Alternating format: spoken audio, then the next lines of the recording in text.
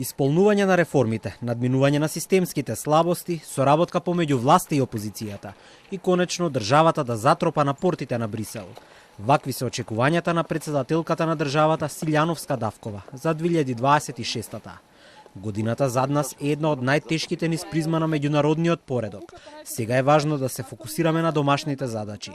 Шефицата на државата смета дека не смее да се запре патот на реформите, а реформската агенда е исчекор кон нашата природна дестинација, Европската Унија.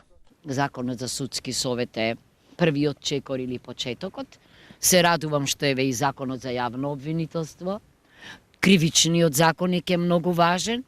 ЕУ ќе биде Европа, тогаш кога и оние кои се тамо, навистина одвнатре учат демократија и јас мислам дека ќе направиме исчекор и на овој и кон овој природен, кон оваа природна дестинација бриселска. Председателката со порака и со предупредување до политичките чинители, особено до власта, повикува на соработка со опозицијата. Коалицијата на власт има власт не само на локално, туку и на централно власт, на централно ниво, да не заборави на предупредувањето на умниот лорд Ектон дека секоја власт се заканува да ве расипе. Апсолутно. Мора да има спреги и кочници, мора да има соработка со опозицијата, зборувам од аспект на природата на власта. Да биде тоа не само моќ, да биде и авторитет.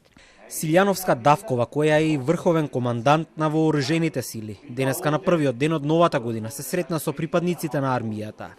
Беше во посета на касарната Алексо Демниевски Бауман во Велес.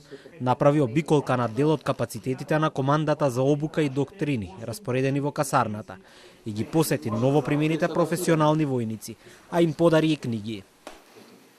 Ето.